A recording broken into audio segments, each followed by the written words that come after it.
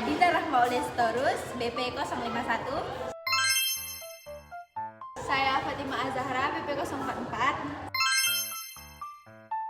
Saya Fatima Azani, BP 043. Jadi kami di sini akan menjelaskan mengenai lembaga finansial non-bank. Baik, di sini saya akan menjelaskan secara singkat apa itu lembaga keuangan non-bank. Lembaga keuangan non-bank adalah badan usaha yang bergerak pada bidang keuangan atau lembaga keuangan, tetapi tidak menghimpun masyarakat secara langsung dengan dana, namun bisa melewati asuransi, investasi, maupun gadai. Fungsi-fungsi dari lembaga keuangan non-bank ini adalah yang pertama, menyediakan lembaga keuangan bagi masyarakat berupa pegadaian, investasi, maupun asuransi.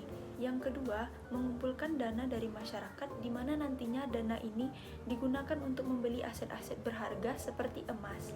Yang ketiga, memberikan perlindungan keuangan bagi masyarakat. Selanjutnya, saya akan menjelaskan tentang asuransi. Asuransi adalah perjanjian antara dua pihak, yaitu penanggung dan tertanggung, di mana penanggung nantinya akan memberikan ganti rugi kepada tertanggung apabila tertanggung mengalami kerugian, kerusakan, ataupun kehilangan sesuai dengan perjanjian dan kesepakatan mereka di awal. Manfaat asuransi yaitu yang pertama, dapat melindungi risiko investasi. Yang kedua, sebagai sumber dana investasi. Yang ketiga, untuk melengkapi syarat kredit. Yang keempat, dapat mengurangi kekhawatiran. Selanjutnya, jenis-jenis asuransi ada 3, yaitu yang pertama, asuransi kerugian. Asuransi kerugian ini dapat berupa kendaraan bermotor, penerbangan atau pelayaran, dan juga kebakaran. Yang selanjutnya adalah asuransi jiwa, dan yang ketiga adalah asuransi sosial.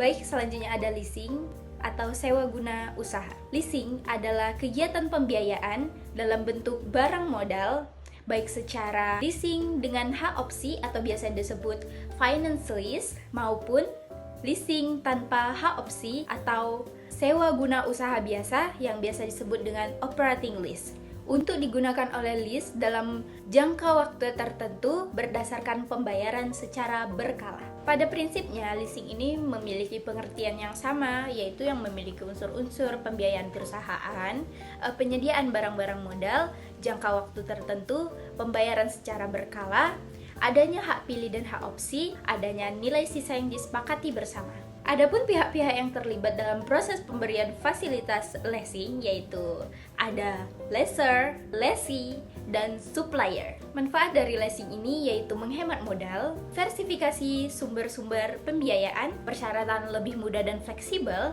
biaya lebih murah. Selanjutnya ada pembiayaan konsumen.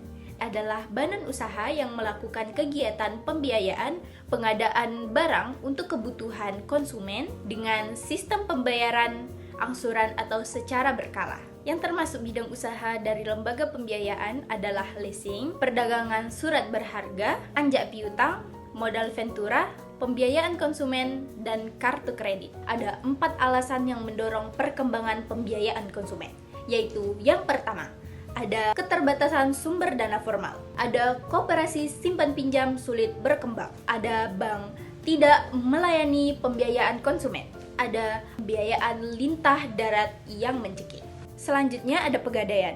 Menurut pasal 1150 KUH Perdata, gadai merupakan suatu hak yang diperoleh berpiutang atas suatu benda bergerak yang diserahkan kepadanya oleh seorang berutang atau orang lain atas namanya, dan yang memberikan kekuasaan kepada si berpiutang itu untuk mengambil pelunasan dari barang tersebut secara didahulukan dari orang-orang berpiutang lainnya. Selanjutnya, adapun barang-barang yang dapat digadaikan meliputi perhiasan, elektronik, kendaraan, barang rumah tangga, mesin-mesin, tekstil, barang yang dianggap bernilai oleh pegadaian. Manfaat dari pegadaian yaitu solusi keuangan dengan cepat tanpa proses yang rumit. Alternatif menghindari pinjaman ilegal atau rentenir. Selanjutnya yaitu kartu plastik atau kartu kredit. Kartu kredit sendiri adalah kartu yang dikeluarkan oleh bank untuk memungkinkan pembelian secara utang. Manfaatnya termasuk kemudahan transaksi tanpa uang tunai dan fitur cicilan menarik.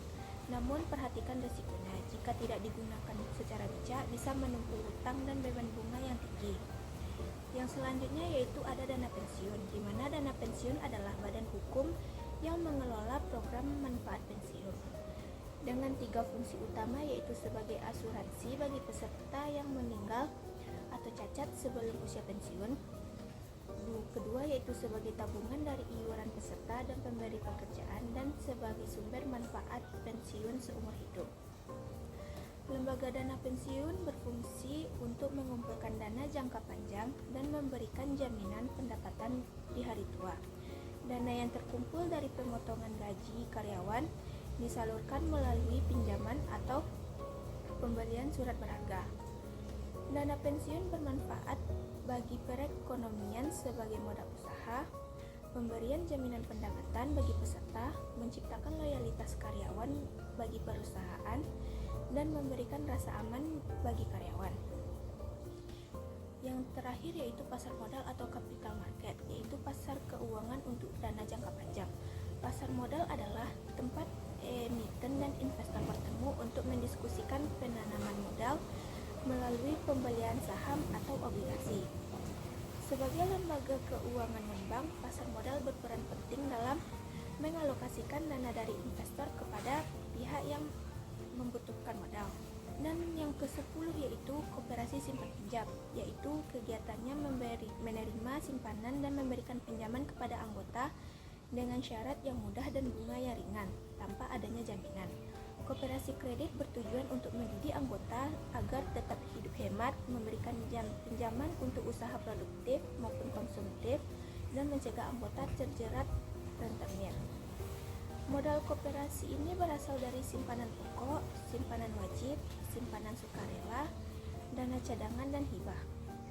Baik, sekian video dari kami. Semoga video ini bermanfaat dan mudah dipahami. Assalamualaikum warahmatullahi wabarakatuh.